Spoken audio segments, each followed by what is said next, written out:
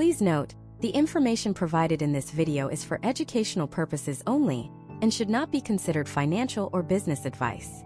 The performance of any marketing strategy, including Google Ads, can vary significantly based on numerous factors specific to your market, budget, and business practices. We are not financial advisors, and you should consult with a qualified professional before making any significant financial decisions for your business. You are flushing money down the toilet with Google Ads.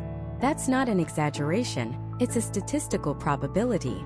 For every dollar you put into that machine, I'm willing to bet at least 50 cents is being vaporized on clicks that will never ever turn into a commission check. How do I know? Because for years, I've been looking under the hood of real estate agent ad accounts across the United States, from Miami to Seattle, from brand new agents to top producing teams. And they are almost all making the same handful of catastrophic, yet easily fixable mistakes. You know the feeling. You finally decide to take the plunge. You set up your campaign, you pick some keywords, you write an ad, you set a budget, and you hit go. For the first few days, it's exciting. You see the impressions. You see the clicks. The numbers are going up. But then nothing. The phone isn't ringing. The lead forms aren't being filled out. You check your search terms report and you see people are clicking your ad after searching for real estate agent salary, or apartments for rent, or free home valuation tool. You're paying for clicks from people who have zero intention of buying or selling a home with you. It feels like you're standing in the middle of Times Square, shouting into the void and paying for the privilege. This is not another video with generic tips like use good images or write compelling headlines. Frankly, that's beginner-level advice that won't save a failing campaign. This is a deep dive. This is a tactical breakdown of the most common money-burning mistakes that are secretly sabotaging your Google Ads efforts, and a step-by-step blueprint on how to fix them, starting today. By the end of this presentation, you will not only understand what you're doing wrong, but why it's wrong, and exactly how to pivot your strategy to one that attracts motivated, high-intent buyers and sellers in your specific zip code. So let's get right into the biggest offender. The number one reason your budget is evaporating with nothing to show for it.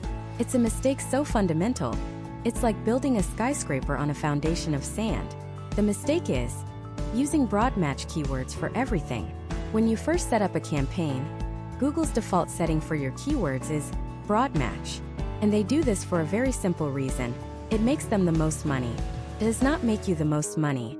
Think of broad match like this. You go to a coffee shop and you tell the barista, "I'd like a beverage." You could get a hot coffee and iced tea, a bottle of water, a sparkling soda, or a glass of milk.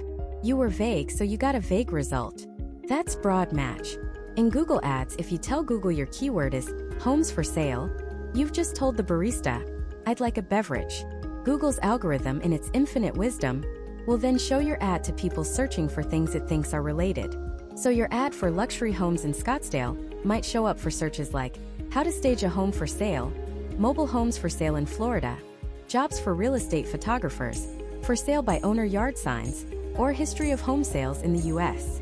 Do you see the problem? Every single one of those searches could trigger your ad, and if someone clicks it, you pay. You are paying for clicks from job seekers, DIY sellers, people in the wrong state, and students writing a history paper. You might as well be taking $100 bills and using them as kindling. Your budget is being eaten alive by irrelevant traffic. Your quality score plummets because people click your ad and immediately leave, telling Google your landing page isn't relevant. It's a death spiral, and it all starts with that default setting. So how do we fix it? We take control back from Google. We do this by using two other keyword match types, phrase match and exact match. Let's start with phrase match. You signal phrase match by putting your keywords in quotation marks. For example, instead of just homes for sale, you would use homes for sale in Dallas. Now you've given Google a much stricter instruction. You've gone from, "I'd like a beverage" to, "I'd like something with coffee in it." You're getting warmer. With phrase match, your ad will only appear if the user's search contains that exact phrase, in that order. They can have words before it or words after it, but that core phrase must be there. So homes for sale in Dallas could show up for searches like new homes for sale in Dallas, 3-bedroom homes for sale in Dallas, Texas, or what are the best homes for sale in Dallas with a pool. Look at the intent behind those searches. These are not tire kickers. These are people with a specific need in your specific market. You have just eliminated 90% of the garbage traffic with two simple quotation marks. You've stopped paying for clicks from people looking for jobs or mobile homes in another state. Your cost per click might go up slightly, but your cost per lead will plummet because the clicks you're getting are from actual potential clients. But we can get even more specific. We can become a sniper. That's where exact match comes in. You signal exact match by putting your keyword in square brackets. For example, Dallas Realtor. This is the most restrictive match type. You've walked up to the barista and said, "I want a large black medium roast coffee. No room for cream." You are telling Google, "Do not show my ad unless the user types in this exact phrase, or a very, very close variation of it." Close variations might include misspellings or plurals, like Dallas Realtors. When would you use this? For your highest intent, bottom of the funnel keywords. These are the people who are ready to take action right now. Think about the psychology of the searcher. The person typing homes in Dallas is browsing. They're in the research phase. But the person typing best real estate agent in Dallas to sell my home is not browsing. They have a problem they need to solve today. They are a 5-alarm fire of a lead. By bidding on that exact match keyword, you ensure your ad shows up at that critical moment of decision, and you're not wasting a single penny on anyone else. Your strategy should be a mix of these. Use phrase match to capture a wide but relevant audience of active searchers. Use exact match to target those hyper-specific, ready-to-sign clients. And broad match? For a real estate agent, especially when you're starting out, you should almost never use it. Turn it off. Go into your account right now and pause every single broad match keyword you have running. I promise your wallet will thank you. By making this one single change, from broad match to a strategic combination of phrase and exact match, you will fundamentally transform your Google Ads account. You go from being a fisherman casting a giant, hole-filled net into the entire ocean, to being a spear fisherman, targeting only the prize-winning fish. You'll get fewer clicks, but they will be the right clicks. Your quality score will increase. Your cost per lead will drop. And your phone will actually start to ring with calls from people who are looking for exactly what you offer. This is the foundation. Get this right, and everything else we talk about becomes 10 times more powerful. Get it wrong, and you're just finding more efficient ways to set your money on fire. And the fastest way to pour gasoline on that fire is by making mistake number 2. Your targeting is a shotgun, not a sniper rifle. Imagine you're a hunter. You're in the woods looking for a prize 10-point buck. Do you just close your eyes, spin around, and unload a shotgun in a random direction hoping a pellet hits something valuable? Of course not. You'd be a menace. You'd waste ammo, scare off every animal for miles, and probably end up with a squirrel if you're lucky. Yet, this is exactly what 9 out of 10 real estate agents do with their Google Ads budget. They log into their account full of hope. They write an ad that says, "Best real estate agent in Austin." And then Google asks the most important question: who do you want to see this ad? And the agent, thinking bigger is better, types in Austin, Texas. Or worse, they just select the entire state. They see that little potential reach meter fly into the millions and think, "Wow, look at all the people I can reach." They've just aimed a shotgun at the entire state of Texas. What happens next is tragically predictable. The clicks start coming in. Their $500 budget is gone in 2 days. Their phone rings a few times. One call is from a college student in Dallas, asking about cheap apartment rentals near campus. Another is from someone in Houston who's just curious about Austin's home prices, but has no plans to move. A third is a renter in a completely different part of Austin looking for a 2-bedroom that allows pets. They got clicks. They got traffic. But they didn't get a single qualified lead. They just paid Google to have pointless conversations. They paid to be a public information service. This is the single biggest leak in an agent's marketing budget. Broad, unfocused targeting. You are paying for every single irrelevant click.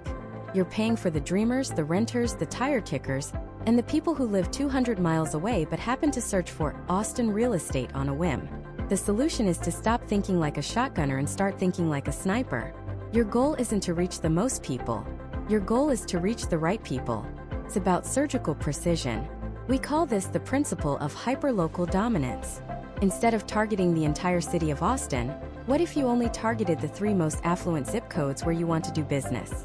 Let's say 78703, 78746, and 78731. Instantly, your potential reach plummets. This might feel scary, but it's the first step to profitability. You've just eliminated 90% of the irrelevant clicks you would have paid for. But we can go even deeper. Inside Google Ads, there's a sneaky little setting that costs agents a fortune. By default, Google sets your location targeting to people in, or who show interest in your targeted locations. That show interest in part is the silent killer. It means if someone in New York is planning a vacation and searches for restaurants in Austin, Google might think they have an interest in Austin and show them your real estate ad. That is a completely wasted impression and a potentially wasted click. You need to change this setting, buried in your campaign settings, to people in or regularly in your targeted locations. This one click of a button can save you thousands of dollars a year by forcing Google to only show your ads to people who are physically there. Now you're only targeting people physically within your prime zip codes. You've gone from a shotgun to a high-powered rifle. But a sniper doesn't just have a good rifle. They have a world-class scope. That scope in Google Ads is your audience and demographic layering.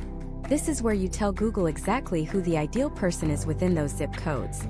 Let's say you're running a campaign for a luxury home valuation landing page. You want to attract potential sellers with high-value properties. You can add demographic layers.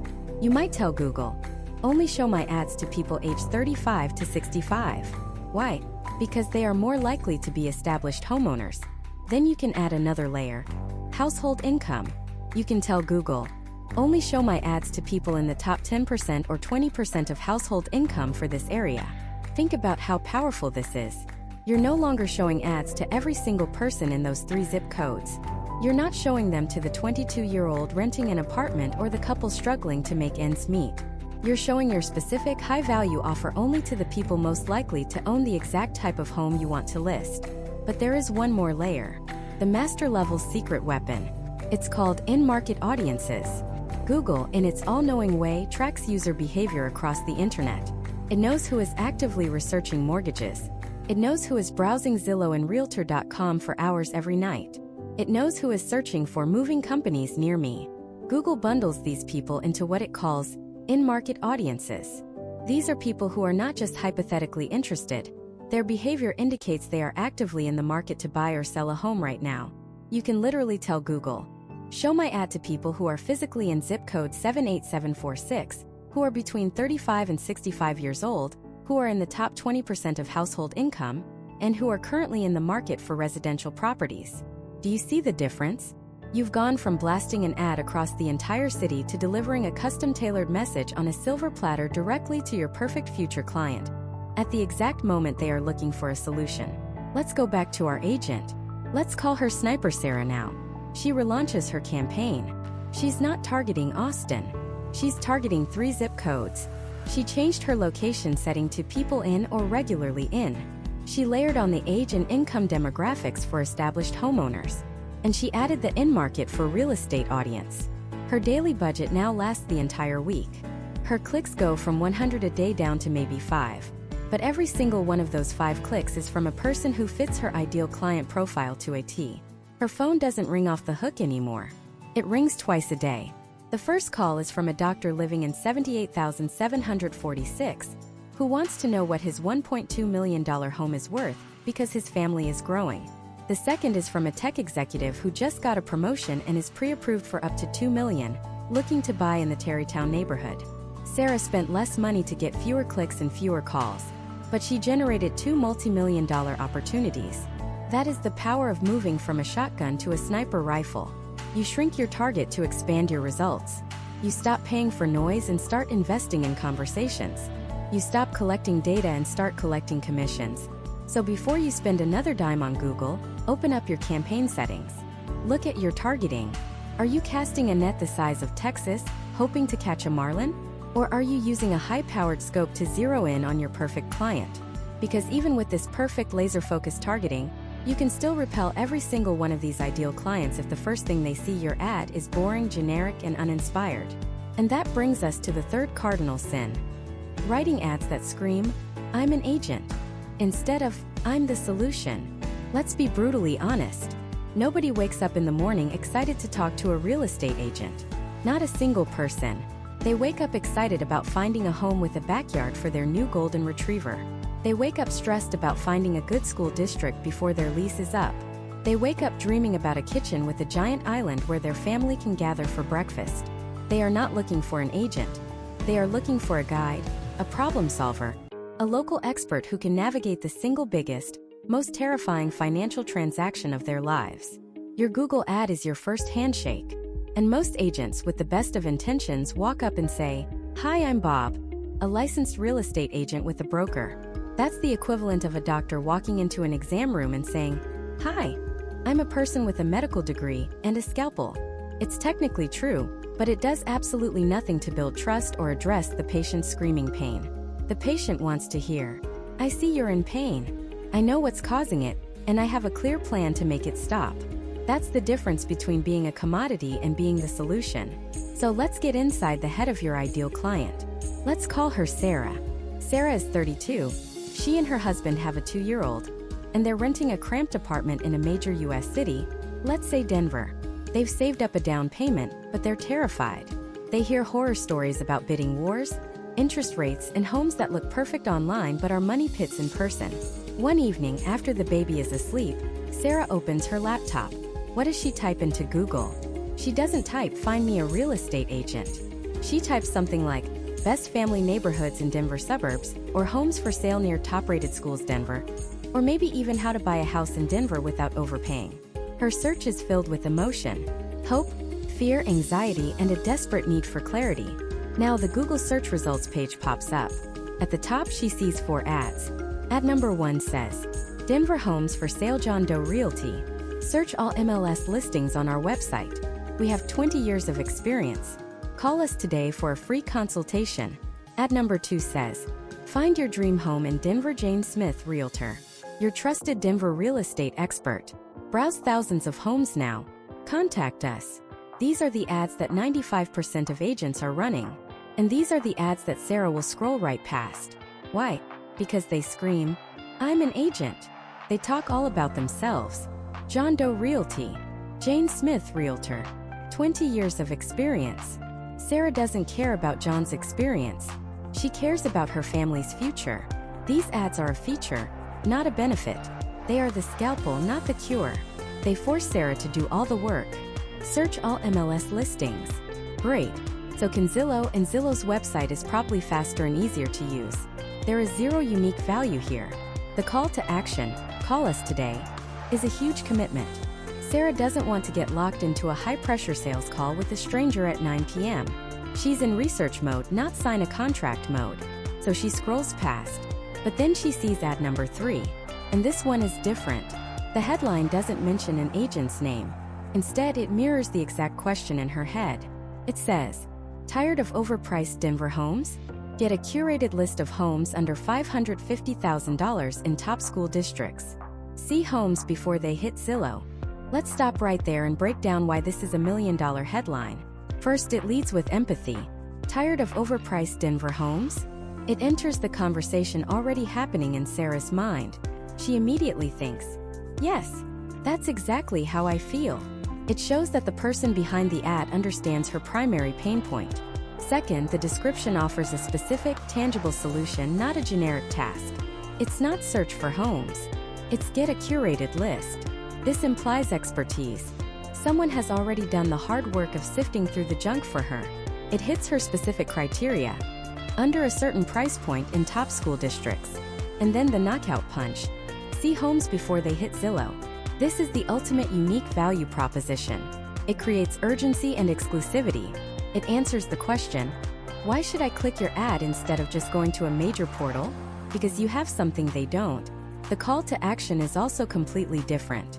It's not "call us." It's "download your free list now." It's a low-friction, high-value offer. Sarah feels safe clicking this.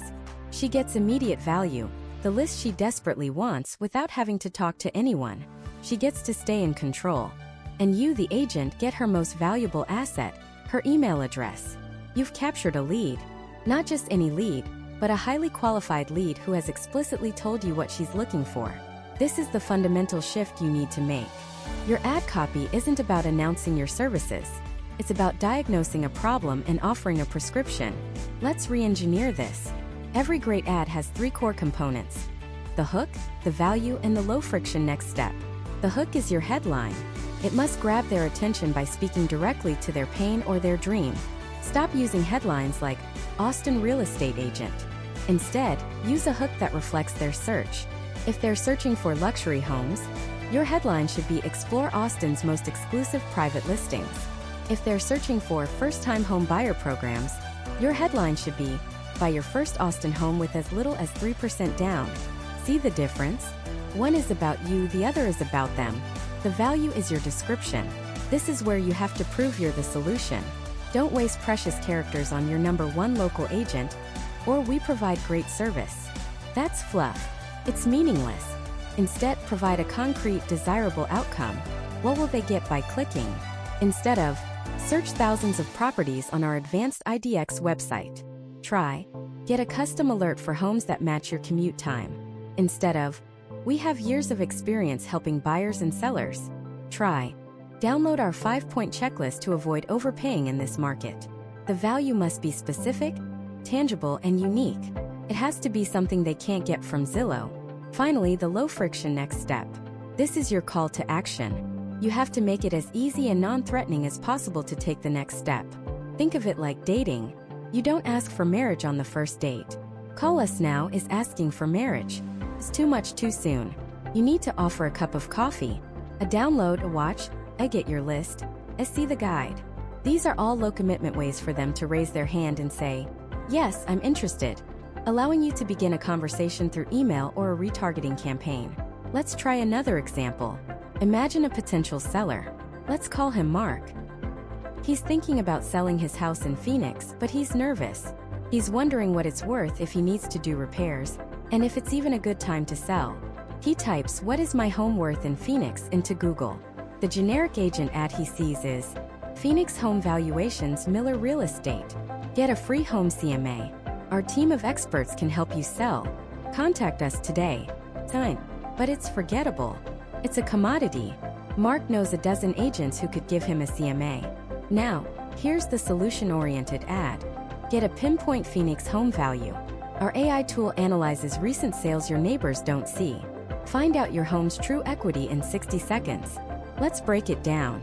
The hook. Pinpoint Phoenix home value. Promises precision, which is exactly what Mark wants. The value.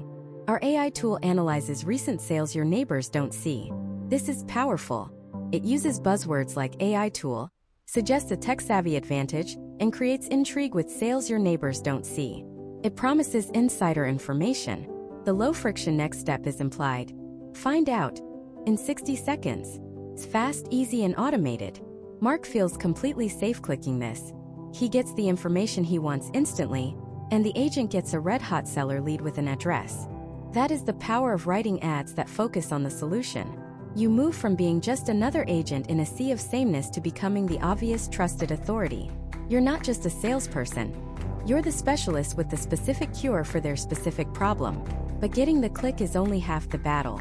In fact, you can write the most compelling, emotionally resonant ad in the world, an ad that gets a massive click-through rate from perfect A+ clients, and still have it all fall apart, wasting every single dollar you spent if you make the next mistake. Because where you send them after they click is even more important than the ad itself. This is, without a doubt, the single most expensive mistake I see agents make. It's the silent killer of otherwise brilliant campaigns. We're talking about your landing page, or more accurately, your lack of one. The mistake is sending paid traffic, people you just spent good money on to attract, directly to your generic brokerage homepage. Think about it from the user's perspective. They're scrolling through Google, they type in "homes for sale in Scottsdale with a pool." Your ad pops up, perfectly crafted. It says, "See all Scottsdale homes with a pool. Updated hourly. Click here." It's exactly what they want. They're excited. They click. And where do they land? On your homepage. Suddenly, they're bombarded with information that has nothing to do with their search. There's a big picture of you.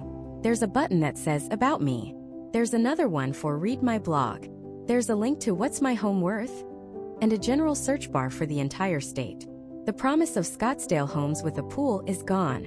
It's buried somewhere, maybe if they're willing to start their search all over again. But they're not. You have about 3 seconds to convince a user they're in the right place. 3 seconds. When you dump them on your homepage, you shatter their expectation. You create what marketers call a break in scent. The ad smelled like exactly what they wanted, but the destination smells like something else entirely. It's confusing. It's frustrating. And the most common human reaction to online frustration is to hit the back button. And just like that, the $10, $20, maybe even $50 you just paid for that click is gone. Vaporized. You paid for a lead and you delivered them a chore. Your homepage is designed to be a digital brochure. It's for people who already know who you are. It's meant to showcase everything you do. But for cold traffic from a Google ad, it's a conversion graveyard. It has a dozen different doors, and you're hoping the user magically picks the one that leads to them becoming a client. Hope is not a strategy. The solution is a dedicated, purpose-built landing page. This is non-negotiable. A landing page is a single web page with no navigation menu, no links to your blog, no distractions. It has one job and one job only: to fulfill the specific promise made in your ad and capture the lead's information. That's it. It's a specialist, not a generalist. Let's build the perfect real estate landing page right now. This is the anatomy of a page that prints money. First, the headline. The headline must be a direct echo of the ad they just clicked.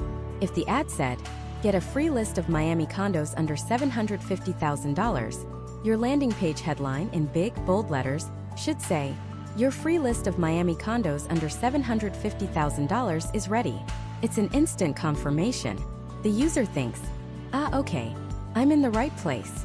You've maintained the scent. Second, the subheadline. This goes right below the main headline and adds a little more value or urgency. Something like, "Updated in real time from the MLS, including properties you won't find on Zillow." This piques their curiosity and tells them this isn't just a generic list. Third, the visual. You need a hero shot. This should be a high-quality, emotionally resonant image or a short video. For our Miami condo example, it would be a stunning photo of a modern condo balcony overlooking the ocean. Not a picture of you. I know it's tempting, but right now they don't care about you. They care about the solution to their problem, which is finding a condo. The visual should sell the dream, not the agent. Fourth, the value proposition, usually presented as bullet points. This is where you quickly explain why they should give you their information. Don't list features, list benefits. Instead of saying daily email updates, say be the first to know when a new condo hits the market. Instead of direct MLS access, say see properties 24 to 48 hours before they appear on major portals. You're answering the question that's always in their mind. What's in it for me? Fifth, and this is the most important part, the lead capture form. This is where the magic happens. Here's the rule. Ask for the absolute minimum amount of information you need to start a conversation. For a property list, that's usually a name and an email. That's it. So many agents get greedy here. They ask for name, email, phone number, budget, time frame if they're pre-approved. Every single field you add is a point of friction. It's another reason for someone to say, "Ugh, never mind," and leave. You can get their phone number and their pre-approval status later, once you've provided value and built trust. Right now, your only goal is to open the door to a conversation. A name and an email opens that door. Sixth, the call to action button. This is the button they click after filling out the form. Please, for the love of all that is holy, do not let your button say submit. Nobody wants to submit to anything. It's passive and boring. Your button needs to be an active, value-focused command. Something like, "Get my free list now," or "See the condos," or "Unlock instant access." It should reinforce the value they are about to receive. And finally, seventh, social proof. This is the trust builder.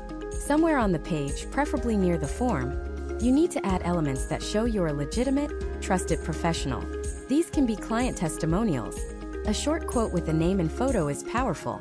It can be logos of media outlets you've been featured in, like a local news station or Forbes. It can be icons showing your 5-star rating on Google or Zillow. This small section overcomes the natural skepticism people have of online forms and tells them, it's safe. This person is the real deal. So let's recap the difference. The wrong way, ad traffic goes to your homepage. The user is confused, distracted, and overwhelmed. They bounce. You lose money. The right way, ad traffic goes to a dedicated landing page. The headline matches the ad. The benefits are clear. The form is simple. The call to action is compelling. The user knows exactly what to do, they feel confident doing it, and they convert from a click into a lead. This isn't just a small tweak. We've seen agents double, triple, even quadruple their conversion rates overnight simply by moving from a homepage to a proper landing page. That means for the exact same ad spend, you're getting 4 times the number of leads. Imagine what that does to your return on investment. It's the difference between an ad budget that feels like a black hole and an ad budget that feels like an ATM. Every single ad campaign you run needs its own unique landing page. An ad for first-time homebuyers in Denver? It gets a Denver first-time buyer guide landing page. An ad for a home valuation in San Diego? It gets a "What's your San Diego home really worth?" landing page. One ad, one promise, one page, one goal. That is the formula. By nailing this, you've put yourself ahead of 90% of the agents using Google Ads. You've built the perfect net to catch the fish your ad attracted. But now that you've got their information, a new problem emerges. How do you follow up? Because getting the lead is only half the battle. The vast majority of leads generated online are wasted because of a broken or non-existent follow-up system. And the speed at which you respond isn't just important, it's the single biggest predictor of whether you will ever actually close a deal with that lead. In the next part, we're going to break down the mistake of slow or no follow-up. And I'll give you the exact framework for a lead response system that actually works. Because what you do in the first 5 minutes after that lead comes in will determine everything. Let's get right into it. There is a legendary study, it's almost infamous in sales circles, originally conducted by Dr. James Oldroyd for MIT. It's been replicated and confirmed over and over again. The study found that your odds of qualifying a new lead are 100 times greater if you respond within the first 5 minutes versus waiting just 30 minutes. Let me say that again. Not twice as good, not 10 times as good, 100 times better. If you wait just half an hour, your chance of ever connecting with that lead plummets. This is the single biggest point of failure for real estate agents spending money on Google Ads. It's the giant gaping hole in the bottom of the bucket. You can spend thousands of dollars generating the highest quality leads in the world, but if you let them sit for an hour or half a day, or until tomorrow morning, you might as well have just lit that money on fire. Think about the psychology of a person who just clicked your ad. They weren't passively scrolling through social media. They actively went to Google, typed in a high-intent search like homes for sale in Scottsdale with a pool, clicked your ad, landed on your website, and gave you their name, email, and phone number. At that exact moment, their intent is at an absolute peak. They are in the zone. They are thinking about real estate. They are picturing their family in a new home. They are emotionally engaged. But that moment is incredibly fragile. It's a soap bubble. In the next 10 minutes, their kid could spill juice on the new rug. Their boss could send a fire drill email. They could get a notification from a friend on Instagram. Life happens and that peak intent, that magic moment is gone. They've moved on. And what's worse? While you were waiting to finish your showing or get out of your meeting, they did the one thing online consumers always do. They kept searching. They clicked on the next agent's ad, and that agent, your competitor, had an automated system that texted them instantly and then called them 2 minutes later. Who do you think is going to get that client? It's not a fair fight. You've already lost. So mistake number 5 isn't just slow follow-up. It's a failure to understand the fundamental nature of the online lead. Speed isn't just a good idea. It is the only thing that matters in that initial window. So how do we fix it? We build an unbreakable, automated, and systematic lead response system. I'm going to give you the exact framework right now. Call it the 5-minute first strike system. It has 3 core components that must happen without fail inside of that 5-minute window. Component number 1, the instant automated text and email. The second a lead hits your CRM, an automated text message and an email must go out. Instantly. Not 5 minutes later. Instantly. But these can't be the generic robotic messages that everyone else sends. They need to feel personal and, most importantly, they need to start a conversation. A bad automated text says, "Thank you for your inquiry. An agent will be in touch shortly." That's useless. It feels cold and corporate. A good automated text says something like, "Hey John, just got your request for homes in Scottsdale. I'm pulling together a few options that match what you're looking for right now. Quick question, are you looking for a single-story or 2-story home? Sarah, XYZ Realty." See the difference? Uses their name. Confirms their search. It promises immediate value. I'm pulling together a few options. And it ends with a simple, low-friction question.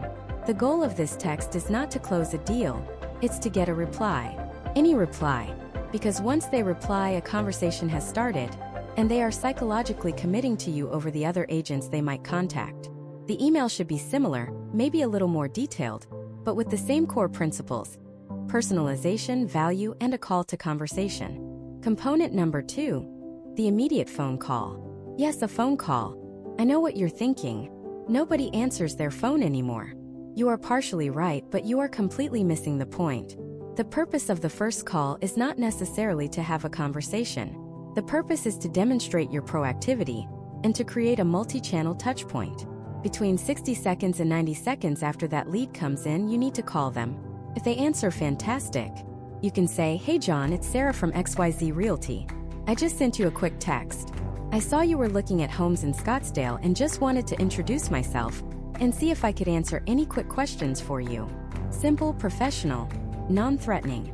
But what if they don't answer, which is the more likely scenario? This is where most agents fail. They don't leave a voicemail, or they leave a terrible one. You are going to leave a perfect 15-second voicemail. It sounds like this. "Hey John, this is Sarah from XYZ Realty. I just got your request for homes in Scottsdale and sent you a quick text and email with a question. No need to call me back, just reply to the text when you get a chance. Talk to you soon." This voicemail is brilliant for several reasons. First, it's short and to the point. Second, it references the other ways you've contacted them, which drives them to look at your text and email. Third, it removes all the pressure. "No need to call me back" is a magic phrase. It shows you're not a desperate, pushy salesperson. You're a helpful professional who respects their time. Component number 3, the double tap text. Immediately after you hang up from leaving that perfect voicemail, you send a second text message. It's a simple, powerful follow-up. "Hey John, just left you a quick voicemail. Let me know what you think of those properties I'm sending over. Let's review what you've just accomplished in under 5 minutes." You have hit that lead 4 times on 3 different channels: email, text message, phone call, and another text message. You have appeared as a hyper-responsive, professional, and helpful agent. Meanwhile, your competitor, who is getting back to them later, hasn't even seen the lead notification yet. You haven't just won the race. The other runners haven't even left the starting blocks. Now, I know the biggest objection. "But I'm busy. I can't always call within 5 minutes. I'm with clients, I'm driving, I'm in a closing." This is a valid concern, but it's an excuse that costs you tens of thousands of dollars. The solution isn't to skip the system. It's to build leverage. This could mean using a CRM with a built-in auto-dialer that rings your phone the second a lead comes in. It could mean hiring a virtual assistant whose sole job is to execute this 5-minute drill for you. There are even services called inside sales agent companies, or ISAs, that you can hire to do all of this for you. The point is, the system is non-negotiable. If you can't execute it yourself every single time, you must find a person or a technology that can. Your business's growth depends on it. This 5-minute first strike system is the foundation. But what about after that? You need a follow-up cadence. Most agents give up after 1 or 2 attempts. The data shows it often takes 8 to 12 touchpoints to get a meaningful conversation with a cold online lead. Your follow-up plan should be a mix of calls, texts, and emails spread out over several weeks, and every single message should provide value. Don't just check in. Send a market report. Send a newly listed property. Send a video about the home buying process. Be a resource, not a pest. By fixing this one mistake, by trading slow, sporadic follow-up for a relentless, systematic, value-driven approach, you will fundamentally change the economics of your Google Ads account. You'll stop wasting money on leads that go cold and start converting the opportunities you're already paying for. This is how you go from getting a handful of deals a year from your ads to building a predictable, scalable client acquisition machine. Now that you have a system to actually connect with and convert the leads you get, we need to address the other side of the coin. How do you make sure you're not wasting hundreds, or even thousands of dollars every month on clicks from people who will never become a client? I'm talking about people looking for rentals, real estate agent jobs, or the address of the Zillow corporate office. In the next part, we are going to tackle the silent budget killer that is sabotaging more agent accounts than anything else: the catastrophic mistake of not using a robust negative keyword list. This is the single biggest source of wasted ad spend I see, and it's not even close. Think of your Google Ads campaign like an exclusive, high-end party you're throwing for potential home buyers and sellers. Your ads are the invitations, and your budget is what you spend on the venue, the catering, the open bar. Now imagine you hire a bouncer for this party. A good bouncer doesn't just check IDs. Their primary job is to keep the wrong people out. They're there to stop the party crashers, the people just looking for free drinks, the ones who have no interest in your event and will just cause trouble or drain your resources. Negative keywords are your campaign's bouncer. Their only job is to stand at the door and refuse entry to search queries that are guaranteed to waste your money. Not having a negative keyword list is like throwing a massive, expensive party with the doors wide open and a giant sign that says, "Everyone welcome, free food and drinks." You'll be broke by morning, with nothing to show for it but a giant mess. Here's the terrifying reality. Because of how Google's keyword matching works, especially with the broad match types we discussed, your ads for Miami homes for sale are not just showing to people typing that in. They could be showing up for Miami real estate agent jobs, apartments for rent in Miami, what is the average salary for a Miami realtor, free property tax records Miami, or Zillow office address Miami. Every single one of those clicks costs you money. Real money. $5, $10, maybe even $20 per click gone. Vaporized. That click came from a person who has zero, and I mean zero intention of ever becoming your client. They are a job seeker, a renter, a student, or a competitor. Yet you paid for them. You paid to invite a party crasher who drank your expensive champagne and left. Let's put some real numbers on this because this is where it gets truly painful. Let's say your average cost per click is a conservative $8. And let's say without a negative keyword list, just 30% of your clicks are from these irrelevant searches. That's a very realistic number, by the way. For many new accounts, it's over 50%. If you're spending $100 a day, you are lighting $30 on fire. Every single day. That's $900 a month. Over $10,000 a year. That's your marketing budget for a new camera, a CRM subscription, or a dozen other things that could actually grow your business, and you're just handing it over to Google for absolutely nothing in return. This isn't a small leak. It's a fire hose of wasted cash, and you need to shut it off right now. So, how do we build this bouncer? How do we create a robust negative keyword list that protects our budget? It's a two-part process: the foundation and the ongoing maintenance. First, the foundation. There are categories of words that virtually every single real estate agent in the United States should add to their negative keyword list from day one, before you even let your campaign spend a single dollar. Let's build this foundational list together. Category 1, the job seekers. You are not hiring. Your ad is not a job posting. So we need to block anyone with career intent. Add these as negative keywords: jobs, career, hiring, employment, salary, salaries, resume, internship. Category 2, the renters. This is probably the biggest money pit of all. Unless you are a rental agent, you do not want to pay for rental traffic. It's high volume and completely worthless to you. Add these: rent, rental, rentals, apartment, apartments, lease, for rent. Category 3, the students and aspiring agents. These people are looking for information on how to become you, not hire you. Add school, course, courses, class, classes, license, exam, training, how to become. Category 4, the information hounds. These are people looking for free information with very low commercial intent.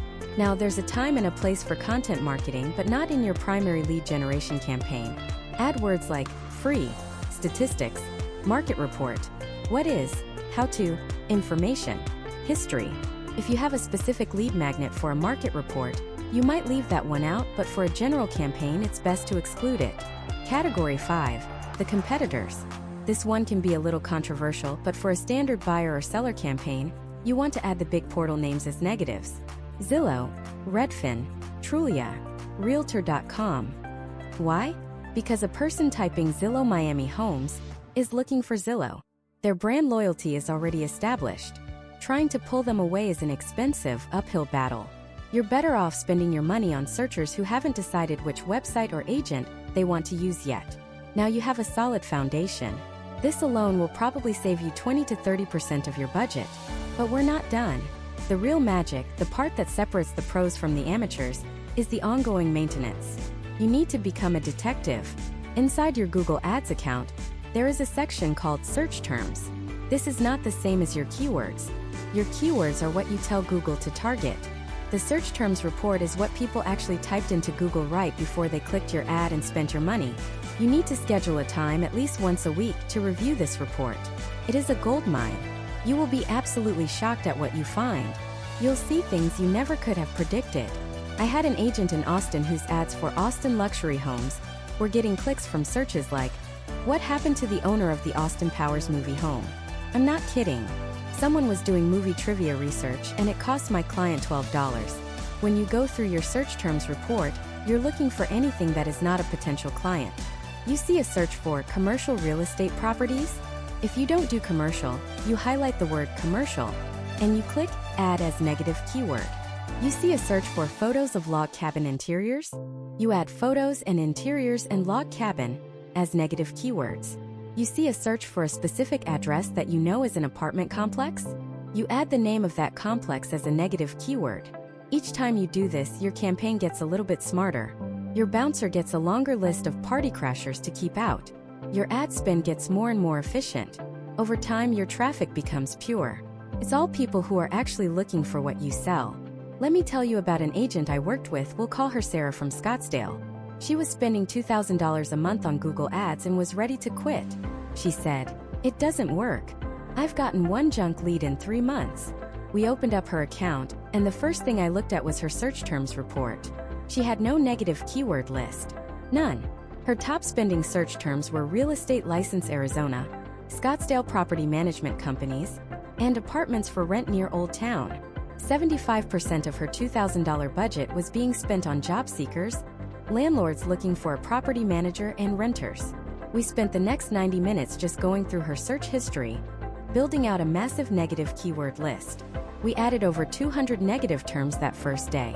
The very next month, her results completely transformed.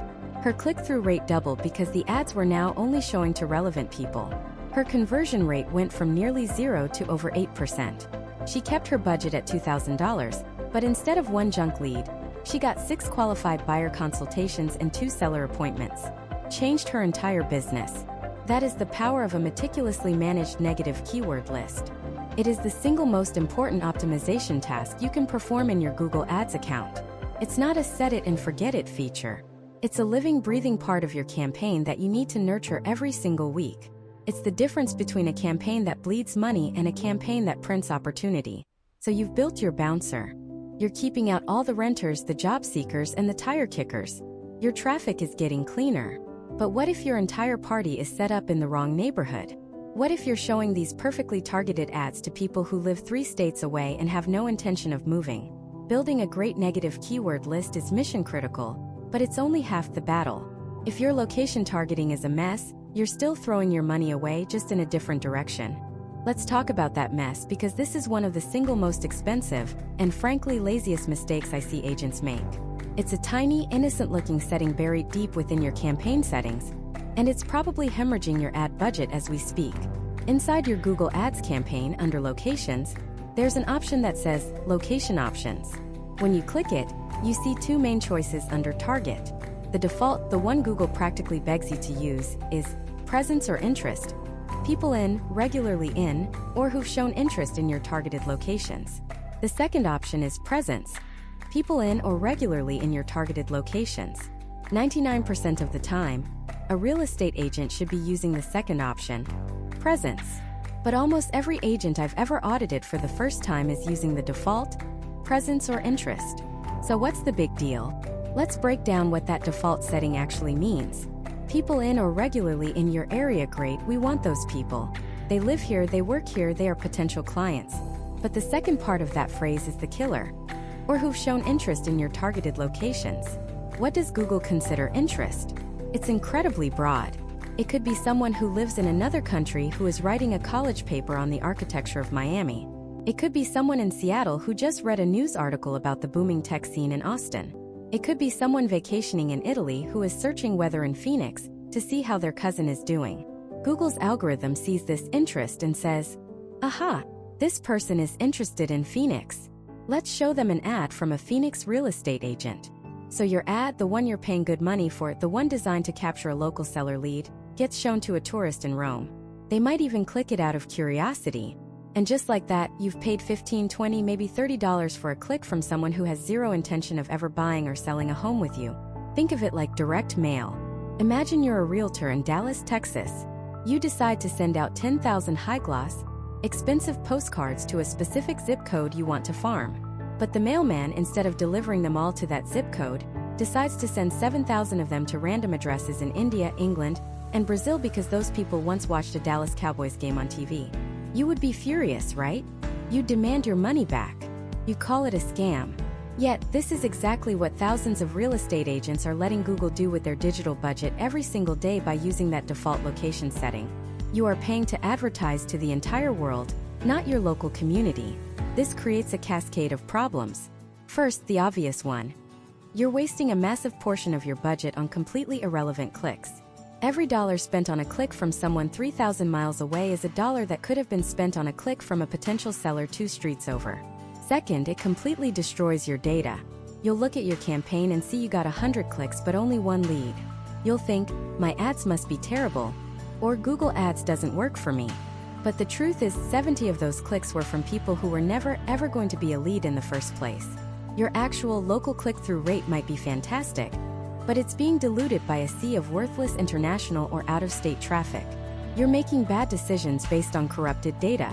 Third, it leads to low-quality, time-wasting inquiries. You might get a form filled out, get excited, call the number, and find out the person is in the Philippines and thought they were signing up for a real estate course. You get an email from someone asking if you can help them find a short-term rental for their vacation next year. This isn't just a waste of money. It's a waste of your most valuable asset, your time. So, the fix is simple, but it is absolutely non-negotiable. Go into every single one of your campaigns right now. Click on the campaign, go to Settings on the left-hand menu, find the Location section, expand Location Options, and under Target, you must select Presence, people in or regularly in your targeted locations. This one change instantly tells Google to stop showing your ads to people who are just curious about your city and start focusing exclusively on the people who are actually here. Now you might be thinking, but wait, what about relocation clients? I want to attract people from California who are moving to my city in Florida. That is a great point, and it's a perfect example of why you need to be strategic. The mistake isn't wanting to target relocation clients. The mistake is lumping them into the same campaign as your local clients using a broad, sloppy setting. If you want to target relocation buyers, you create a separate campaign specifically for that purpose. In that campaign, your keywords would be different. Instead of homes for sale near me, you'd target moving to Tampa from Los Angeles, or best neighborhoods in Nashville for families. And for that specific campaign, you might carefully experiment with the search interest targeting setting, but you would target people in, say, San Francisco who are searching for terms about Nashville. You're being intentional. You're not just leaving the default setting on and hoping for the best. Your main seller leads in Nashville campaign should always be locked down to presence only. This mistake also extends beyond that one setting. The second location-based error is targeting too broadly. I'll see agents targeting their entire state. If you work in Orlando, why are you paying for clicks from people in Pensacola, 400 miles away? Unless you're part of a statewide referral network, that's just more waste. Get granular. Your targeting shouldn't just be your city. It should be the specific counties, zip codes, or even neighborhoods you actually serve. You can even use radius targeting. Let's say you just listed a beautiful home in a highly desirable school district. You can create a campaign that targets a 5 or 10 mile radius around that property. The people seeing that ad are your neighbors. They're the ones most likely to be thinking about selling, to know someone who wants to move into the area, or to be impressed that you're the agent who's active right in their backyard. That is powerful, hyperlocal marketing.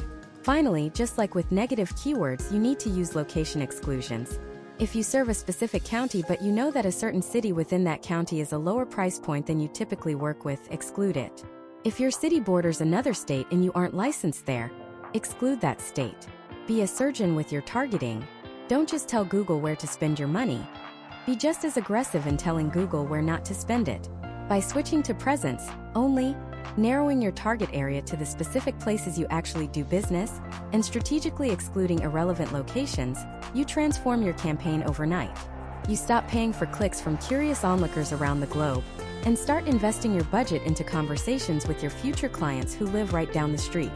Your cost per lead will drop, the quality of your leads will skyrocket, and for the first time, you'll be looking at data that actually reflects what's happening in your local market. So you've now plugged the holes in your budget. You're no longer wasting money on the wrong search terms or the wrong locations. You're showing your ads to the right people in the right place. But there's another critical piece of the puzzle. What if the ad they see, the actual text and headline, is generic, boring, and uninspired? What if the words you're using are actively repelling the very clients you want to attract, making them scroll right past you and click on your competitor's ad instead? That's the silent killer of even the best targeted campaigns. It's the digital equivalent of having the best location in town, right on Main Street, but your storefront window is boarded up, the paint is peeling, and the sign just says, store. People walk right by. Your targeting can be flawless, your budget can be perfect, but if your ad copy, the actual words people read, doesn't grab them by the collar and pull them in, you are invisible. You're just another store on a very, very busy street. This is where most agents hemorrhage their ad spend. They focus so much on the who and the where that they completely forget about the what. What are you actually saying to them? The goal of your ad is not to sell a house. Let me repeat that. The goal of your ad is not to sell a house. The sole, singular purpose of your Google ad is to earn a click. That's it. It has to be so compelling, so magnetic, that out of all the other search results, they choose you. So how do we do that? We stop writing ads that sound like they were written by a robot for a real estate textbook. We stop being generic. We stop being boring. And we start using a simple framework that I call the ad copy VIP method. It stands for value, intrigue, and promise. Every single one of your winning ads needs to have at least one of these elements, and the absolute killer ads? They have all three. Let's break it down. First, V is for value. This is the most straightforward, yet so many agents get it wrong. Your ad must immediately answer the searcher's unspoken question. What's in it for me? Not what's in it for you, the agent. What's in it for them? The average agent's ad headline is something like, San Diego real estate agent, or homes for sale in Denver. That offers zero value. It's a label, not a solution. It's the sign that just says store. The searcher already knows they're looking for homes in Denver. You're just stating the obvious. The value-driven approach flips this on its head. You have to think about the user's true motivation. Someone searching homes for sale in Denver isn't just looking for a list. They're afraid of missing out on the perfect home. They're overwhelmed by Zillow. They're frustrated with outdated information on other sites. Your ad needs to solve one of those specific pain points. So a before ad, the generic one, might say, Denver homes for sale, find your dream home. An after ad, a value-driven ad, says, see Denver homes updated every 5 minutes, never miss a new listing. You see the difference? The first one is a passive statement. The second one is an active solution. It provides immediate, tangible value. You're not just offering a list, you're offering the fastest, most up-to-date list, which directly combats the buyer's biggest fear, missing out. Another example for sellers, the before ad.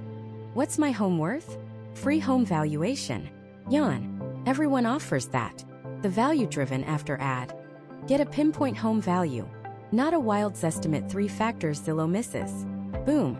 Instantly, you've differentiated yourself. You've provided value by positioning yourself as the expert who has the real data, not just the generic algorithm guess that every homeowner is already skeptical of. You're not just offering a valuation. You're offering accuracy and insider knowledge. That's value. Next up, I is for intrigue. This is my personal favorite because it taps directly into human psychology. We are wired to be curious. We can't stand an unanswered question or an unfinished story. An intriguing ad creates a curiosity gap. A gap between what the searcher knows and what they want to know. Your ad's job is to open that gap and promise to close it on the other side of the click. Most real estate ads have zero intrigue. They lay everything out on the table. Luxury homes in Scottsdale. 4-bed, 3-bath. Click here. There's no mystery. No reason to click other than mild interest. But what if you created intrigue? Let's take that seller lead again. Instead of the boring free home valuation, what if your headline was, the #1 mistake Scottsdale homeowners make before listing? You can't not click that. If you're a homeowner in Scottsdale even remotely thinking about selling, you are psychologically compelled to find out what that mistake is. You've created an information vacuum that only a click can fill. Here's another one for buyers. The boring ad.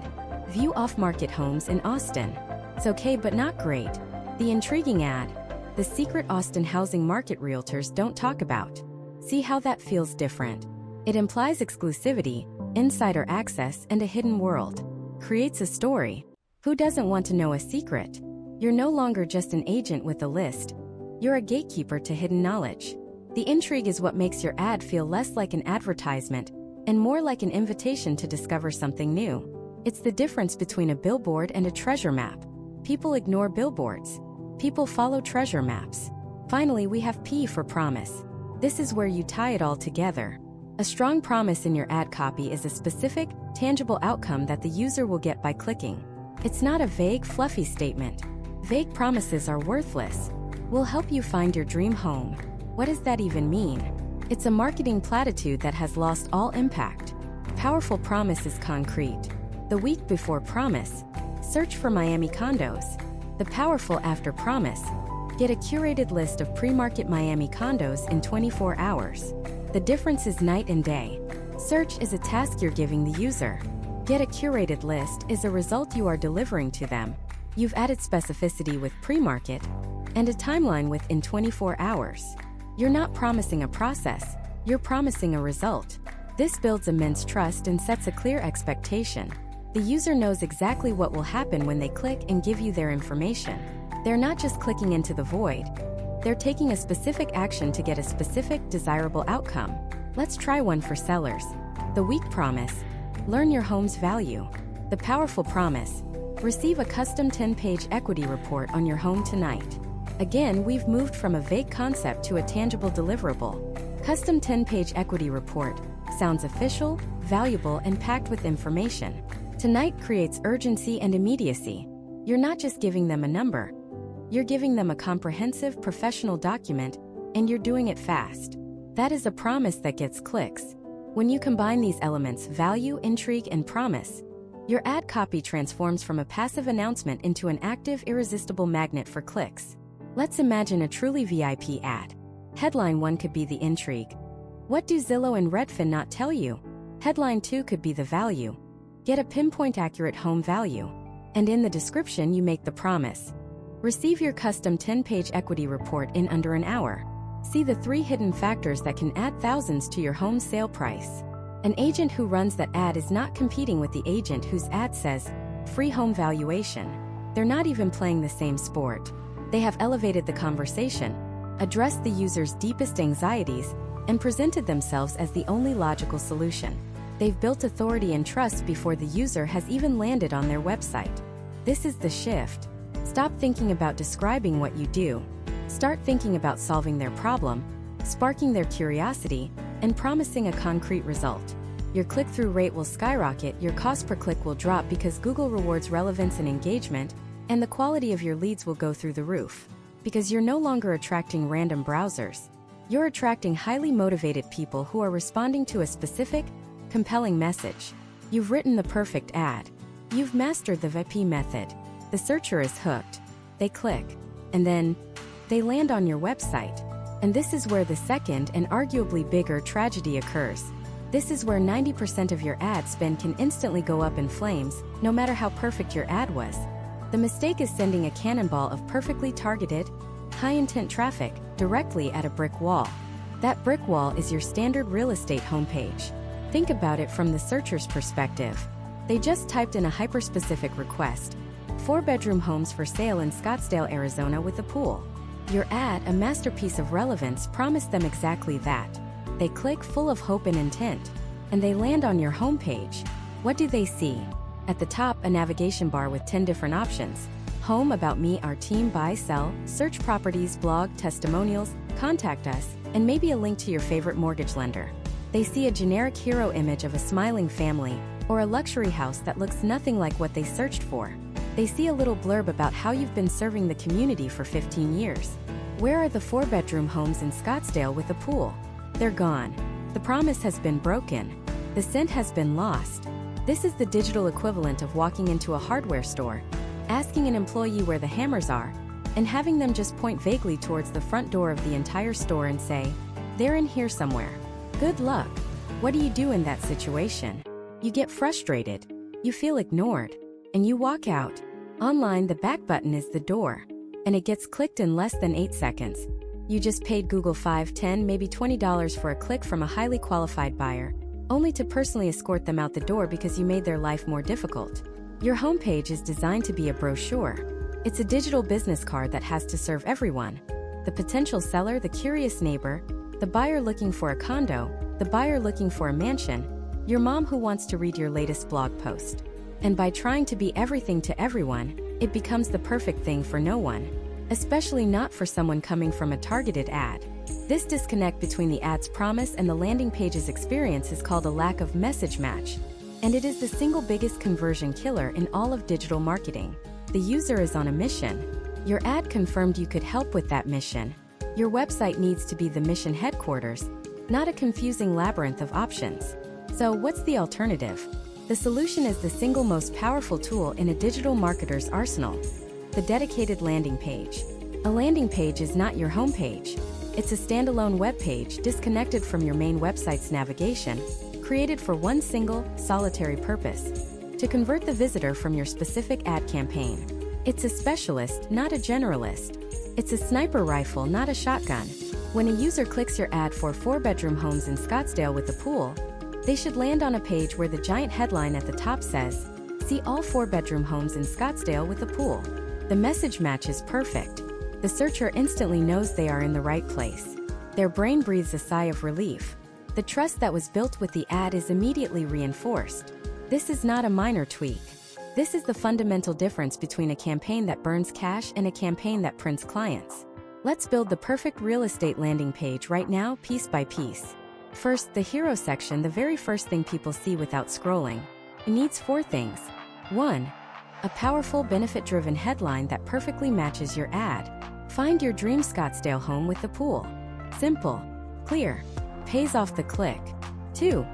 A subheadline that adds a little more value or urgency. Something like, get instant access to a complete list of properties updated every 5 minutes, including off-market listings. This tells them what they get and why it's better than Zillow. 3. A stunning visual. Not a stock photo of a random smiling couple. A gorgeous high-resolution photo or even a short looping video of an actual beautiful pool and patio from a home in Scottsdale. It should make the visitor feel the Arizona sun and imagine themselves there. And for the most important part, the lead capture form, right there visible above the fold. No scrolling required. And keep it simple. First name, email. That's it. Maybe a phone number, but make it optional. The more you ask for, the fewer people will fill it out. And the button on that form should not say submit. Never. The button is your call to action. It should be exciting and reinforce the benefit. See the homes now. Or unlock the listings. That's the hero section. But we don't stop there.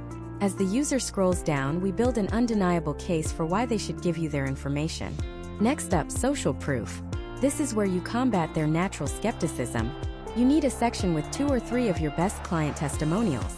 Not just text. Include a photo of the client and their full name. Makes it real. Add logos of organizations you belong to, the National Association of Realtors, your local board, any awards you've won. If you can honestly say helped 50+ families find their Scottsdale home, put that in big, bold numbers. People trust what other people trust. After you've built trust with social proof, you remind them of the benefits. Create a clean, easy-to-read section with bullet points that outlines exactly what they're getting. But don't list features, list the emotional benefits. Instead of MLS access, write discover hidden gem properties you won't find on Zillow. Instead of daily email alerts, write be the first to know about price drops and new listings, instantly. You're not giving them data. You're giving them a competitive advantage in their home search.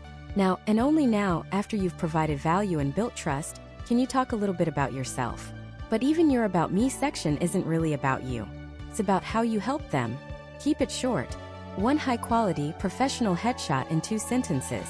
As a Scottsdale resident for 20 years and a top 3% agent, I use my deep local knowledge to find my clients the perfect home, often before it even hits the market. It positions you as an expert and a local authority, not just another agent. Finally, and this is the rule that separates the amateurs from the pros, your landing page must have only one goal, one action you want the user to take. In this case, it's filling out that form. That means you must remove all other exits. There should be no navigation bar at the top, no links to your blog, no links to your social media profiles, no link to your main homepage, nothing. You've paid for this click, and you've created a perfectly persuasive environment. The last thing you want to do is give them a door to leave through before they've converted. It's a walled garden of conversion. The only way forward is to become a lead. So let's picture the 2 journeys. The average agent runs an ad, the user clicks and lands on a cluttered homepage. They are confused, overwhelmed by choice, and hit the back button. The agent's money is gone, with nothing to show for it. Now your journey. You run the same ad. The user clicks and lands on your dedicated page. The headline confirms they're in the right place. The beautiful imagery makes their dream tangible. The social proof makes them trust you. The benefit-driven copy makes the offer irresistible. The form is simple and right in front of them. There are no other distractions.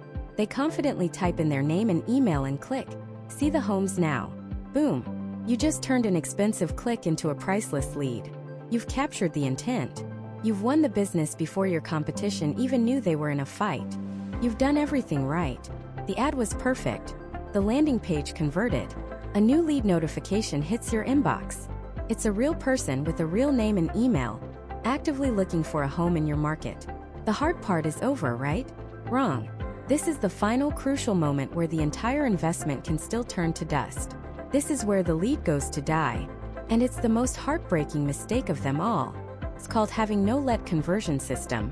You do all the work, you spend all the money, you get the perfect click from the perfect person.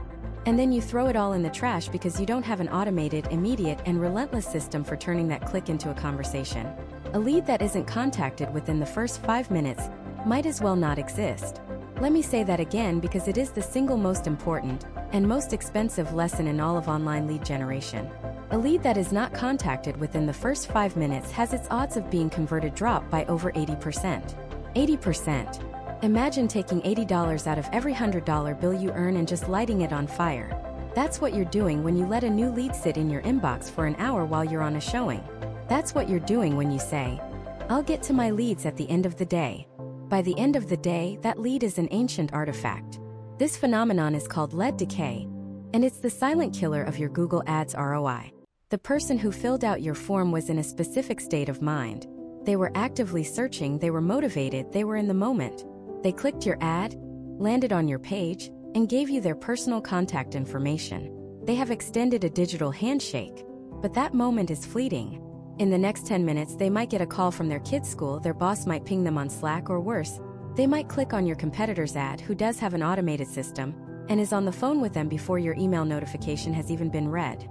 The digital world moves at the speed of light, and your follow-up has to match it. Speed to lead isn't a suggestion. It's a law of physics in this business. The agent who responds first wins. It's almost always that simple. So, mistake number 1 within this massive final mistake is a lack of speed. You need a system, a CRM, an autodialer, something that alerts you the second a lead comes in, not just with an email but with a text, a phone call, a blaring siren if you have to.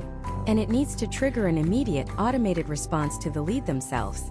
A simple text message that says, "Hey John, this is your name with your brokerage. Just got your request for homes in Scottsdale. I'm looking at some properties for you right now. Quick question. Are you looking for a single story or 2-story? This does 2 things. First, it confirms you received their info and are a real responsive human. Second, it starts a conversation with an easy, low-friction question.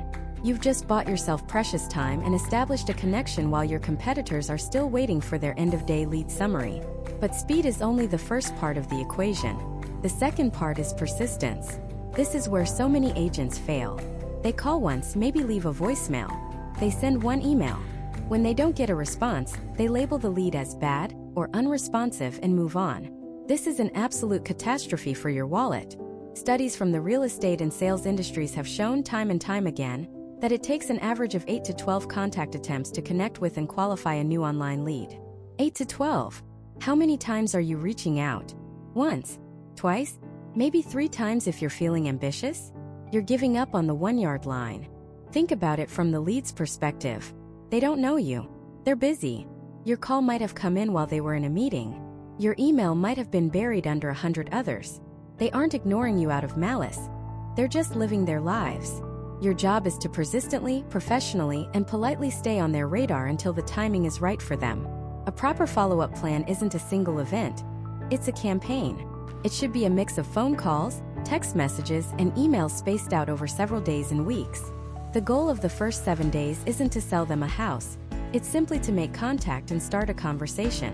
That's it. Your follow-up plan could look something like this. Day 1. Instant automated text. Phone call within 5 minutes. If no answer, leave a voicemail and send a personal email. Day 2. Morning text message.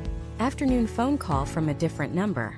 Day 3. Email with a valuable piece of content, like a neighborhood guide. Day 4, phone call. Day 5, text message asking a different question. Day 7, email checking in. And so on. It might feel like you're being annoying, but you're not. You're being a professional.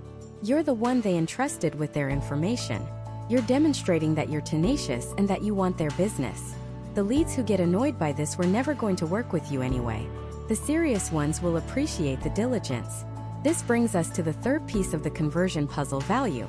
Your persistent follow-up can't just be a series of pestering messages saying, "Are you ready to buy yet?" Each touchpoint should, whenever possible, provide some sort of value. You are auditioning to be their trusted advisor. You need to prove your worth long before they ever sign a buyer's agreement. Instead of just checking in, your emails and texts should say things like, "Hey Sarah, I was putting together a list of off-market properties for another client and thought you might want to see the ones in the zip code you were looking at. Let me know if you want me to send them over." Or, "Hi Tom, the latest market report for Austin just came out. Prices in the 78704 area are up 3% from last quarter. Crazy, right? I can send you the full report if you're curious." Or even a video text. "Hey Mike, I'm actually standing in front of that new listing on Elm Street you might have seen online. The pictures don't do the backyard justice. Let me know if you want a quick virtual tour." You are transforming your follow-up from a nuisance into a service. You're giving. You're providing market data, access to properties, and local expertise. This builds trust and establishes you as the go-to authority. So when they are finally ready to pull the trigger, who are they going to call? The agent who called once and gave up? Or the agent who has been professionally sending them valuable information for the past 3 weeks? It's not even a contest. So let's bring this all home. We've gone through a journey, dissecting every potential point of failure in a real estate agent's Google Ads campaign. We started with the foundation, targeting the wrong keywords and having no negative keywords, which is like fishing for salmon in a swimming pool. We talked about writing ad copy that blends in instead of standing out, failing to capture the attention of your ideal client. We covered the critical mistake of sending that precious, expensive traffic to your generic homepage instead of a high-converting, purpose-built landing page. We discussed the sin of not using conversion tracking, which is like flying a plane blindfolded in a thunderstorm. You're spending money with no idea what's working. And finally, we've landed here, at the final resting place for 90% of online leads. The digital graveyard of poor follow-up. Every single one of these mistakes is a leak in the bucket. And if you have all of them, you don't have a bucket, you have a sieve. You're pouring money in the top, and it's all draining out the bottom before you ever have a chance to capture any of it. But here's the good news. Your competition is making these exact same mistakes. The vast majority of agents who try Google Ads will fail, not because the platform doesn't work, but because they don't treat it like the powerful, systematic business building tool it is. They treat it like a slot machine. They put $1 in, pull the lever, and hope for a jackpot. You now know better. You know that success with Google Ads isn't about luck. It's about strategy. It's about building a machine. A machine where each component is finely tuned to do its job. The right keywords attract the right people. The right ad copy speaks to their needs. The right landing page converts their interest into action. And the right follow-up system turns that action into a lifelong client. Get just one of those parts wrong and the machine sputters.